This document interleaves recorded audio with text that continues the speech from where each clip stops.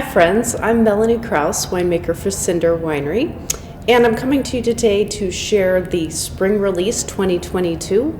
I think it was a lovely vintage of wines we have to release, and hopefully 2022 will be an amazing year. So let's talk through some of these, especially for those of you who are tasting at home.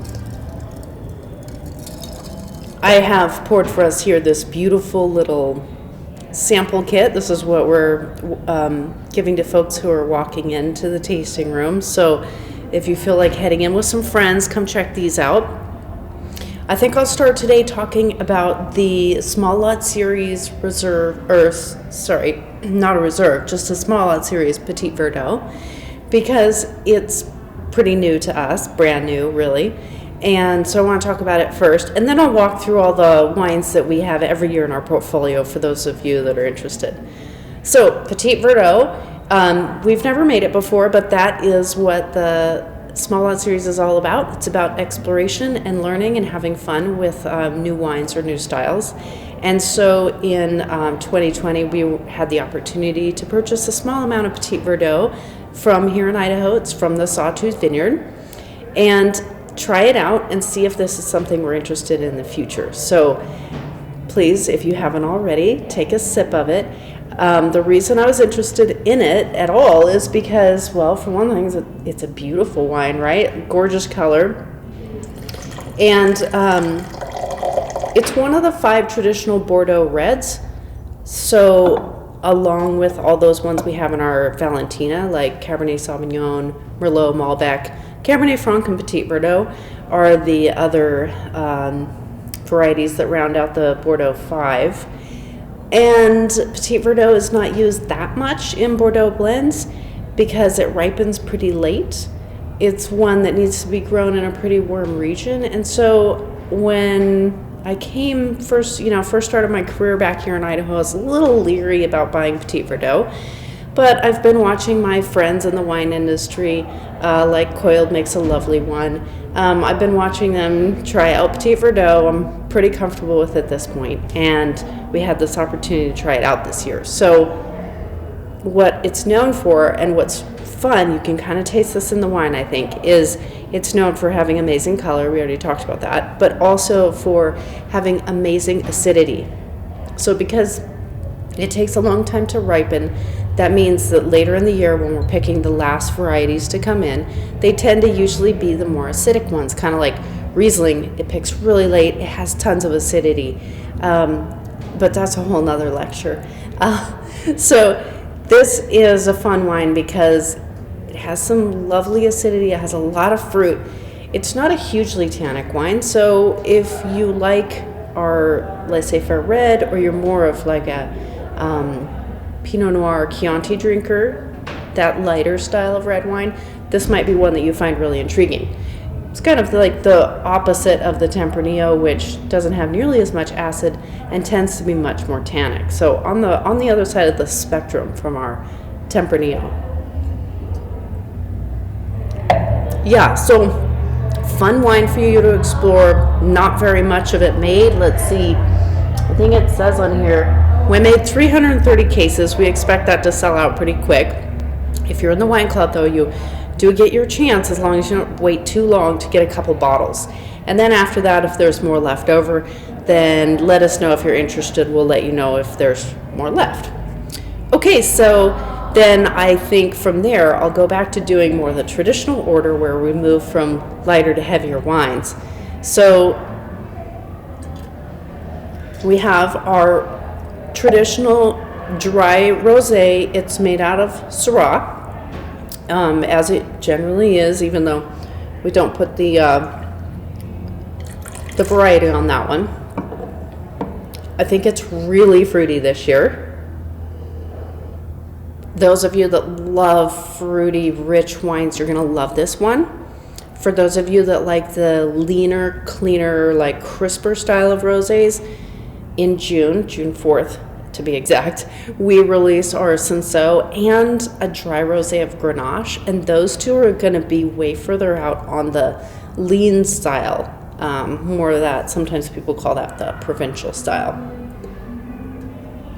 So check those out. But this is a fun wine because it takes my favorite grape, Syrah, makes it into a white wine. And we take this rich red grape and we use all white wine making techniques, and that's how you come up with a rosé. And then Viognier, well, it's my flagship wine. I think well, I'd be happy to put this one up against anyone else's Viognier in the world, I guess. That's why we call it the flagship. And beautiful again this year.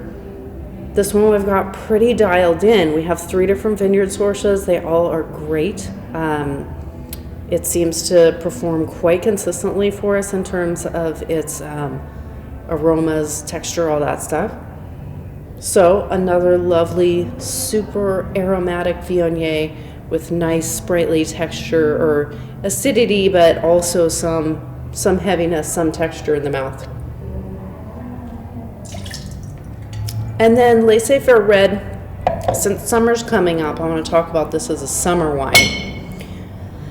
It's Sangiovese based, and then it has a little bit of this and that to round out the blend every year. But it's about 50 to 60% Sangiovese most years. I love this wine because it is lighter, which doing light wines is kind of challenging in a region that gets really, really hot. Heavy sunlight regions, they tend to produce wines that are going to be more on the tannic and the really rich side. So this wine is fun because it is the lightest red wine we have in our portfolio. And in the summertime, I'm starting to feel the urge right now here, actually in the beginning of April.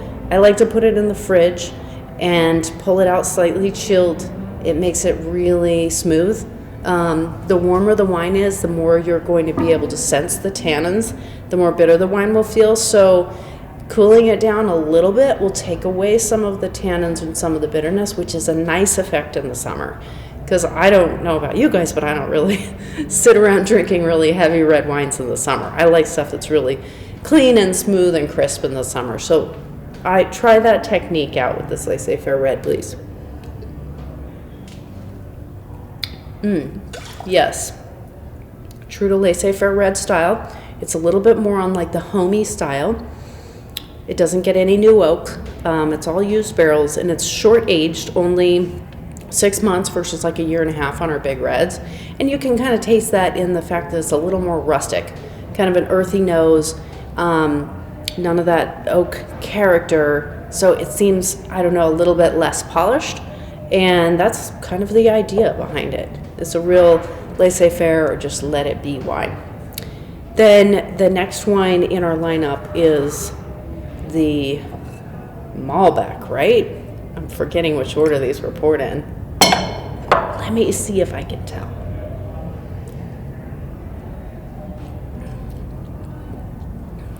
Yeah, okay, so Malbec, wonderful wine, growing really consistently here.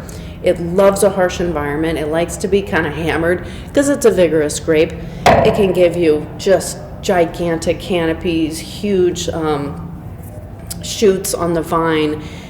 The leaves are thick, big, tough. So it's very resistant to things like drought and heavy winds, stuff like this. So Malbec, even though it's one of the 5 Bordeaux varieties, is generally not found very often in Bordeaux because it needs to be kind of controlled more than they can do there. So you need it in a drier environment than Bordeaux, a little harsher environment. And so there are locations here in the Snake River Valley that are amazing for that. Like the top of Sawtooth Vineyard, or we're getting this from Emerald Slope as well. It's a very sandy, very steep incline that doesn't get any extra water. Unless the grower drips it on there, the vines really don't have access to very much water. So that's great because it allows the growers to control this incredible variety. And if it is kept under control, then the wines that produce are so rich and they're so expressive. That's what I love about them. Just like so much flavor intensity, right? And really quite different from the other Bordeaux, I think. Much wilder. I don't know. A lot of times it reminds me of green or white tea, which is weird to describe a wine that way. But And then just lots of exuberant red fruits. And that's a wine that I think people who like really rich finishes enjoy. It's maybe not as tannic as like our Tempranillo, but it gets there. It kind of does the job if you really want something rich. And then last but not least, at least in this tasting, I'm doing the Syrah. So my favorite all-time grape, even though Viognier is our flagship, Syrah is just such a wonderful grape. It has so many different expressions, grown in different places. It's reliable, makes gorgeous rosé. And so the things that I love about growing it here in the Snake River Valley are how rich and meaty it is. Sometimes when I'm doing barrel tastings, I pull a sample of the Syrah and I think like, oh my gosh, who put the hot dogs in the wine class? You know, because it can be so like a kind of a preserved meat, like a sausage or a salami type of aroma. Now, it won't necessarily strike you as that when you buy the wine. Sometimes it will, sometimes it won't, as far as when I'm tasting it. And the flavor profile tends to be much more of like a dark cooked fruit flavor profile than say the Malbec or a Valentina. So kind of these subtler, darker, earthier, meatier aromas, a much more savory wine than anything else in our lineup. And I think that's kind of why it makes it my favorite, I guess. But okay, so we've gone through the wines, and I hope you guys really enjoy this release and drinking these all through the summer. Definitely advise laying down the Syrah and the Malbec if you want to enhance your collection. They can age for quite a few years. The Petit Verdot probably as well. But, you know, I don't want to make claims, and we made so little of it. Let's just drink it and try it. I may make a Petit Verdot again someday. Sawtooth is planting more, but that's going to be like on the 5-year horizon. So don't hold your breath for it, but it's something to look forward to. Thank you guys so much for being our customers and our best cheerleaders. We appreciate your business. Cheers.